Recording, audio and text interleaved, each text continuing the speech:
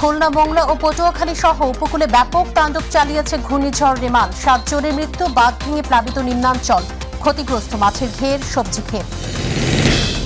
ঘূর্ণিঝড় রেমালের প্রভাবে চট্টগ্রামে প্রবল বৃষ্টিতে সৃষ্টি হয়েছে তীব্র জলাবদ্ধতা, বিভিন্ন এলাকায় বিদ্যুৎ সরবরাহ বন্ধ। জাতিসংঘ শান্তিরক্ষা মিশনে নিয়োজিত সেনাবাহিনীর সদস্যদের নিয়ে ডয়েচে ভ্যালেতে যে প্রতিবেদন প্রকাশ হয়েছে তা উদ্দেশ্য প্রণোদিত বললেন সেনাপ্রধান। মৌলভীবাজারের শ্রীমঙ্গল থেকে অস্ত্র, গুলি ও বিপুল পরিমাণ মাদকদ্রব্য সহ এক যুবককে গ্রেফতার করেছে র্যাব।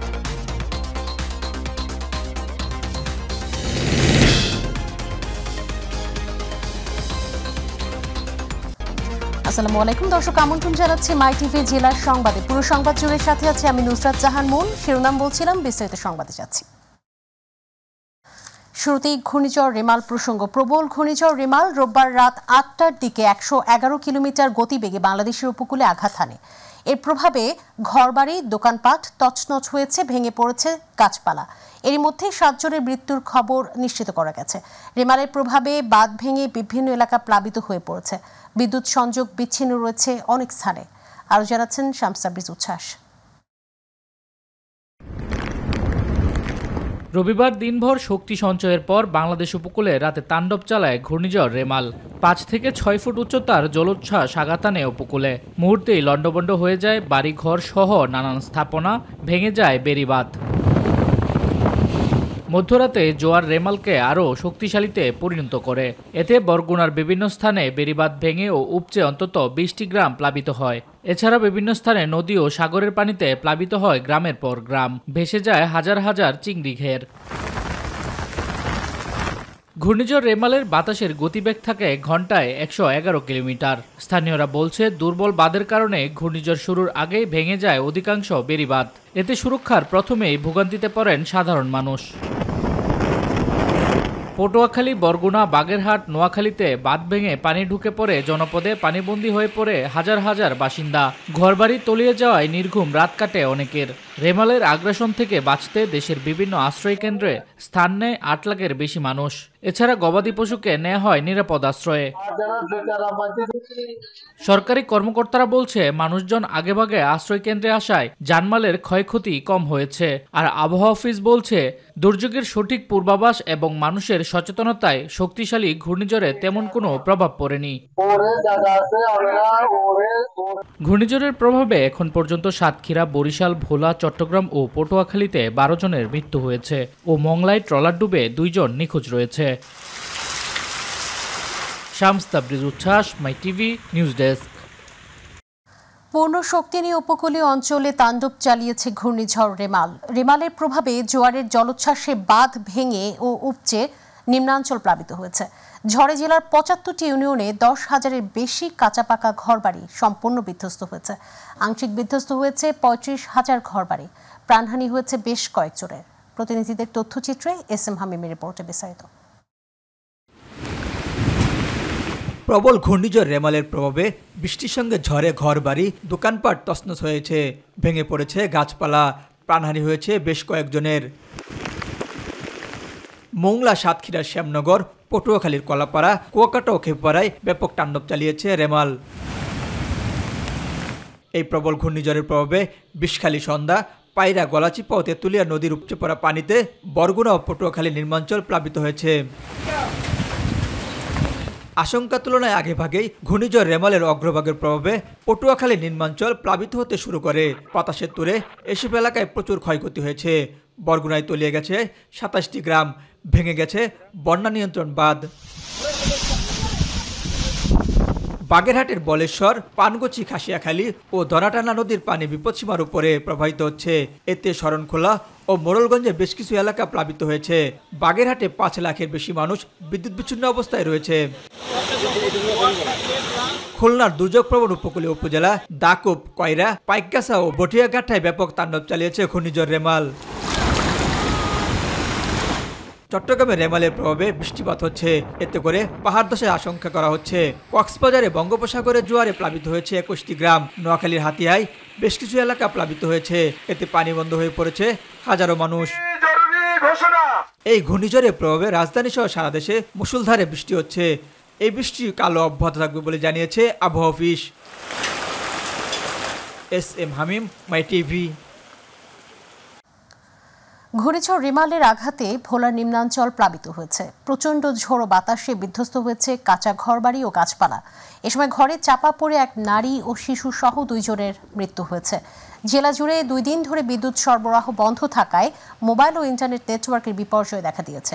স্থানীয় জেলা প্রশাসন জানিয়েছে, গত রাতে দ্বীপ জেলা ভোলার উপর দিয়ে ঘূর্ণিঝড় রিমাল আঘাত হানে। এতে করে ভোলার চরফ্যাশনের ঢালচর, কুকরিমুকরি, মনপুরা সহ বিভিন্ন চরাঞ্চলের 4-5 ফুট পানিতে প্লাবিত হয়ে অন্তত 25,000 মানুষ পানিবন্দী হয়ে পড়েন। পক্ষ থেকে এবং দুর্যোগ ব্যবস্থাপনা কমিটির পক্ষ থেকে মূলত এই ক্ষতি যাতে কাটিয়ে ওঠা যায় সেটার প্রাক্কলন কার্যক্রম শুরু করেছি। এটি আমরা মিনিস্ট্রিতে পাঠাবো এবং একই সাথে আমরা স্থানীয়ভাবেও যাতে এই ক্ষতিকে কমিয়ে আনা যায় সেটার জন্য আমাদের সমন্বিত কার্যক্রম অব্যাহত রেখেছি। ঘূর্ণিঝড় রিমালের প্রভাবে চট্টগ্রামে সারা রাত ধরেই হয়েছে বৃষ্টি। পতেঙ্গা আবহাওয়া অফিস জানিয়েছে, সকাল থেকে 132 মিলিমিটার বৃষ্টি রেকর্ড করা হয়েছে। অতি বর্ষণের কারণে নগরীর নিচু এলাকাগুলোতে সৃষ্টি হয়েছে জলাবদ্ধতা। এতে দুর্ভোগে পড়তে হয়েছে নগরবাসীকে। মূলত চলমান জলাবদ্ধতা নিরসন প্রকল্পের কারণে নালাগুলো দিয়ে পুরোপুরি পানি নিষ্কাশন হতে না পারায় এমন পরিস্থিতির সৃষ্টি হয়েছে। নগরীর বহদ্দারহাট, মুরাদপুর, 2 নং gate, Probartak, Panchlaish, Chawkbazar, GEC, Agrabad, Halishahar, steel mill সহ বেশিরভাগ এলাকায় ডুবে গেছে হাঁটু থেকে কোমর পানিতে।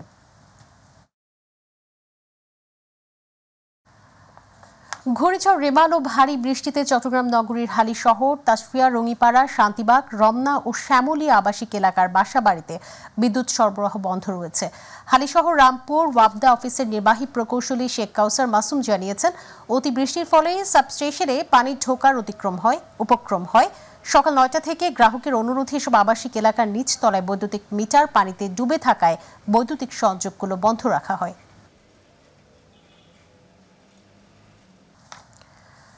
17 ঘন্টা পর চালু হয়েছে শাহ আমানত আন্তর্জাতিক বিমানবন্দরের ফ্লাইট ওঠানামা। ভোর 5টা থেকে পুনরায় যাত্রী সেবা সহ রানওয়ের কার্যক্রম শুরু হয়। বিষয়টি নিশ্চিত করেছেন চট্টগ্রাম বিমানবন্দরের জনসংযোগ কর্মকর্তা ইব্রাহিম খলিল। এর আগে আবহাওয়া অফিস চট্টগ্রামের 9 নম্বর মহাবিপদ সংকেত দেখাতে বলায় শাহ আমানত আন্তর্জাতিক বিমানবন্দরে রোববার দুপুর 12টা থেকে ফ্লাইট ওঠানামা বন্ধ ঘোষণা করা হয়। এর আগে কলকাতা ও কক্সবাজার বিমানবন্দরে ফ্লাইট ওঠানামা বন্ধ ঘোষণা করা হয়েছিল। পরে বরিশাল বিমানবন্দরে ফ্লাইট ওঠানামা বন্ধ ঘোষণা করা হয়।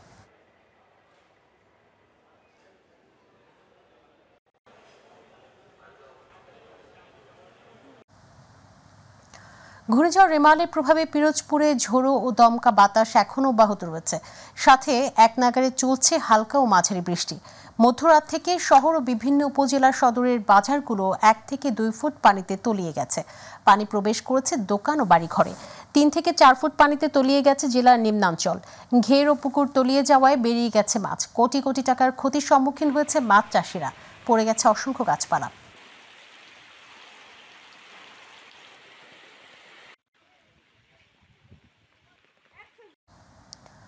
ঘূর্ণিঝড় রিমালের প্রভাবে ঝালকাঠির সুগন্ধা ও বিষখালী নদীর পানি স্বাভাবিকের চেয়ে বেড়ে 7 থেকে 8 ফুট বৃদ্ধি পেয়েছে, যা বিপদসীমার 69 সেন্টিমিটার উপর দিয়ে প্রবাহিত হচ্ছে। এর ফলে জেলার নিম্নাঞ্চল প্লাবিত হয়েছে। এমনকি জেলা শহরের অলিগলির বাসাবাড়ি ও বিভিন্ন ব্যবসা প্রতিষ্ঠানে পানি প্রবেশ করেছে। বেশ কয়েকটি প্রধান সড়কও পানির নিচে তলিয়ে রয়েছে। জেলার 4 উপজেলায় 2 শতাধিক গ্রাম প্লাবিত হচ্ছে, যার ফলে এসব এলাকার লক্ষাধিক মানুষের স্বাভাবিক জীবনযাত্রা ব্যাহত হচ্ছে। এছাড়া তলিয়ে গেছে বিভিন্ন শিক্ষা প্রতিষ্ঠান, মসজিদ, মাদ্রাসা।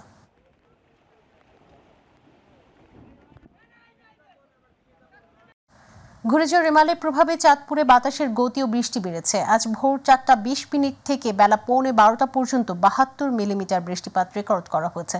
বাতাসের গতি রয়েছে 64 কিলোমিটার। মধ্যরাত থেকে চাঁদপুর, ঢাকা সহ সব নৌরুটে নৌযান চলাচল বন্ধ রয়েছে। আজ বৃষ্টির কারণে বন্ধ রয়েছে শিক্ষা প্রতিষ্ঠান। শহরের লঞ্চঘাটে প্রবেশ এলাকায় মাদ্রাসা রোডে বাতাসে গাছ উল্টে সড়কে পড়ে প্রতিবন্ধকতা সৃষ্টি হয়। এছাড়া মেঘনার পশ্চিমাঞ্চলে চরাঞ্চলের সড়ক ও বিভিন্ন এলাকা প্লাবিত হয়েছে।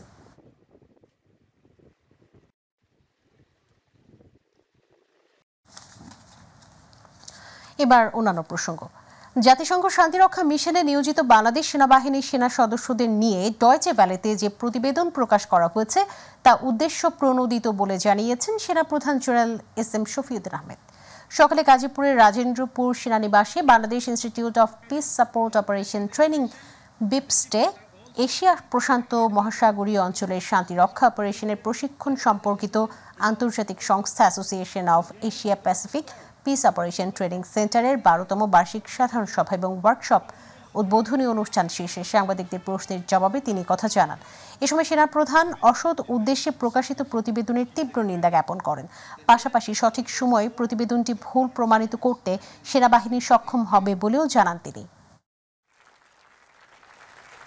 দেশপ্রেম, পেশাদারিত্ব এবং সর্বোপরি জাতিসংঘ পরিমণ্ডলে আমাদের যে দায়িত্ব যেভাবে পালন করে এসেছি সেভাবে করে এই সমস্ত ষড়যন্ত্রের সঠিক জবাব দিতে পারবো ইনশাআল্লাহ।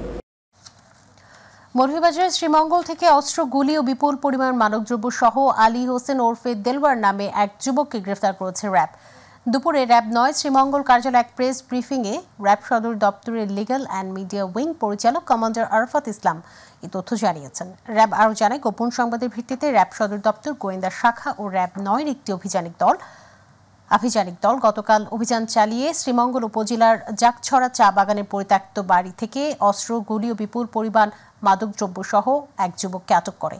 এ সময় উদ্ধার করে একটি গুলিভর্তি বিদেশি পিস্তল, বিপুল পরিমাণ ইয়াবা, বিদেশি মদ, ফেন্সিডিল। তবে তার সহযোগীরা পালিয়ে যায়।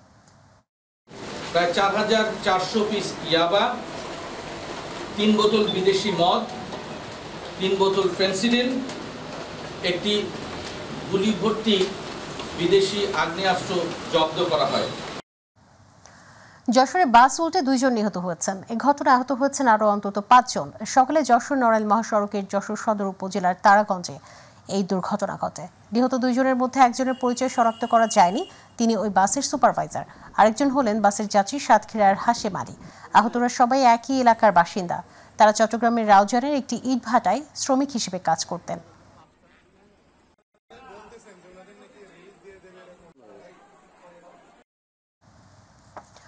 দিনাজপুরের পার্বতীপুর উপজেলায় চাঞ্চল্যকর শালিকা হত্যা মামলায় আব্দুল্লাহ শুভ নামী ভগ্নিপতির মৃত্যুদণ্ডের আদেশ প্রদান করা হয়েছে। আদালতের বিচারক এই আদেশ প্রদান করেছেন। সকালে দিনাজপুর অতিরিক্ত জেলা ও দায়রা জজ 3 আদালতের বিচারক সাদিয়া সুলতানা এই আদেশ প্রদান করেন। আসামি আব্দুল্লাহকে মৃত্যুদণ্ডের পাশাপাশি 30,000 টাকা জরিমানা আদেশ প্রদান করা হয়েছে।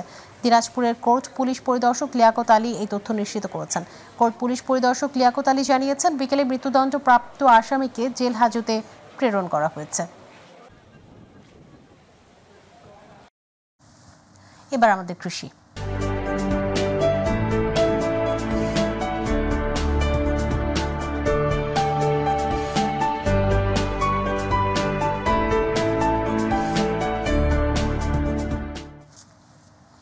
জয়পুরহাটের পাঁচবিবি উপজেলার লকমা গ্রামে কেঁচো সার উৎপাদন ও ব্যবহার বিষয়ক কৃষক মাঠ দিবস অনুষ্ঠিত হয়েছে।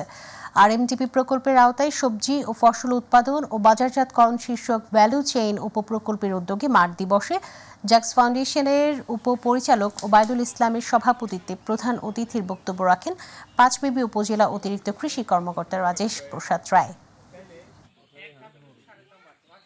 স্যারকে অনুরোধ করব আমাদের জন্য কিছু বলার জন্য।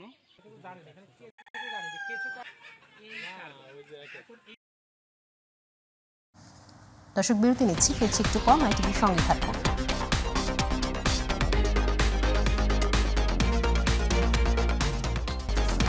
স্বাগত আরও একবার, দেখছেন মাইটিভি জেলা সংবাদ। কুমিল্লায় নির্মাণাধীন ভবন ধসে পড়ে নূর আইডিয়াল স্কুল অ্যান্ড কলেজের 5ম শ্রেণীর শিক্ষার্থী সাইফুল ইসলাম সাগর নিহত হয়েছে। সকালে সদর দক্ষিণ উপজেলার শাকতলা নোয়াগাঁও এলাকায় এই ঘটনা ঘটে বলে জানিয়েছে পুলিশ। প্রত্যক্ষদর্শীরা জানিয়েছেন, নূর আইডিয়াল স্কুল ও কলেজে টিনশেড বিল্ডিংয়ে ক্লাস করছিল সাগর ও তার সহপাঠীরা। এ সময় হঠাৎ করে শিক্ষা প্রতিষ্ঠানটির নির্মাণাধীন 6 তলার উপরের অংশ ভেঙে পড়ে। এ সময় ইট পাথরের নিচে চাপা পড়ে সাগর। স্থানীয়রা সাগরকে উদ্ধার করে কুমিল্লা জেনারেল হাসপাতালে নিয়ে এলে কর্তব্যরত চিকিৎসক রাসেল খান তাকে মৃত ঘোষণা করেন।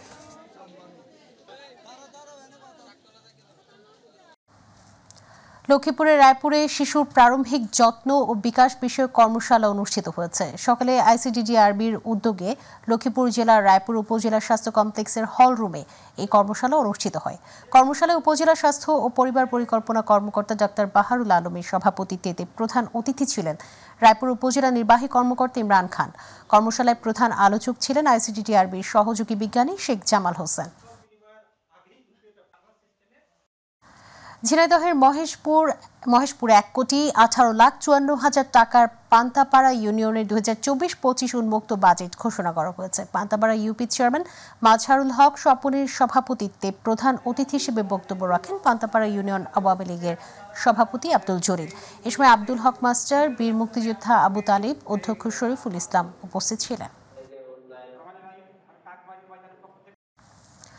আগামী অর্থ বাজেটে মোটর গাড়ির গ্যারেজ ও ওয়ার্কশপ থেকে ভ্যাট প্রত্যাহার সহ 5 দফা দাবিতে সংবাদ সম্মেলন অনুষ্ঠিত হয়েছে। সকালে ময়মনসিংহ প্রেস ক্লাব মিলনায়তনে আয়োজিত সংবাদ সম্মেলনে জেলা মোটরস ওয়ার্কশপ মেকানিক্স ইউনিয়ন এই দাবি জানায়। সংগঠনের সভাপতি মাহবুবুর রহমান বাবুল লিখিত বক্তব্যে এসব দাবি জানান।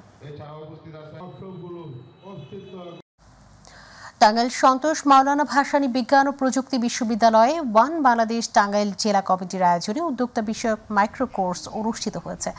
বিশ্ববিদ্যালয়ের একাডেমিক ভবনের কনফারেন্স রুমে এই মাইক্রো কোর্স অনুষ্ঠিত হয়। প্রফেসর ডক্টর মোহাম্মদ খাদিমুল ইসলামের সভাপতিত্বে প্রধান অতিথি হিসেবে বক্তব্য রাখেন ওয়ান বাংলাদেশ টাঙ্গাইল জেলা কমিটির উপদেষ্টা ও বিশ্ববিদ্যালয়ের vice chancellor professor doctor Farhad Hossain.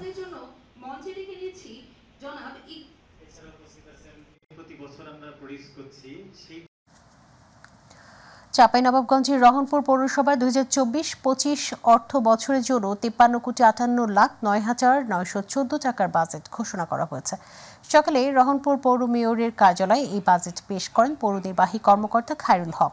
প্রস্তাবিত বাজেটে রাজস্ব খাতে 5,66,53,838 টাকা ও প্রারম্ভিক স্থিতিসহ উন্নয়ন খাতে 47,91,56,076 টাকা আয় ধরা হয়েছে। এছাড়া রাজস্ব খাতে উদ্ধৃত সহ ব্যয় ধরা হয়েছে 10 লাখ টাকা। এ সময় রহনপুর পৌরসভার মেয়র মতিউর রহমান খান, রহনপুর পৌরসভার সহকারী প্রকৌশলী আব্দুল মালিক উপস্থিত ছিলেন।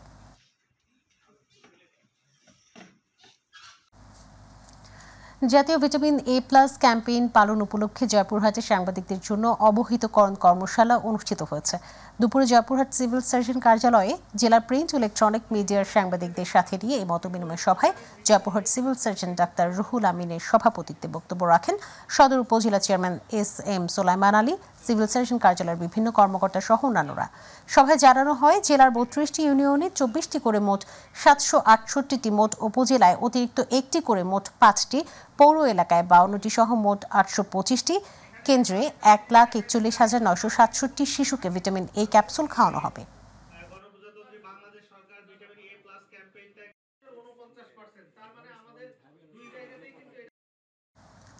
এর সাথে সংবাদের শেষ প্রান্তে আমরা শিরোনাম জানিয়ে দিচ্ছি আরও একবার। খুলনা, মোংলা ও পটুয়াখালী সহ উপকূলে ব্যাপক তাণ্ডব চালিয়েছে ঘূর্ণিঝড় রেমাল। 7 জনের মৃত্যু, বাঁধ ভেঙে প্লাবিত নিম্নাঞ্চল, ক্ষতিগ্রস্ত মাছের ঘের, সবজি ক্ষেত। ঘূর্ণিঝড় রেমালের প্রভাবে চট্টগ্রামে প্রবল বৃষ্টিতে সৃষ্টি হয়েছে তীব্র জলাবদ্ধতা, বিভিন্ন এলাকায় বিদ্যুৎ সরবরাহ বন্ধ। জাতিসংঘ শান্তিরক্ষা মিশনে নিয়োজিত সেনাবাহিনীর সদস্যদের নিয়ে ডয়েচে ভ্যালেতে যে প্রতিবেদন প্রকাশ হয়েছে তা উদ্দেশ্য প্রণোদিত বললেন সেনাপ্রধান। মৌলভীবাজারের শ্রীমঙ্গল থেকে অস্ত্র, গুলি ও বিপুল পরিমাণ মাদকদ্রব্য সহ এক যুবককে গ্রেফতার করেছে র্যাব।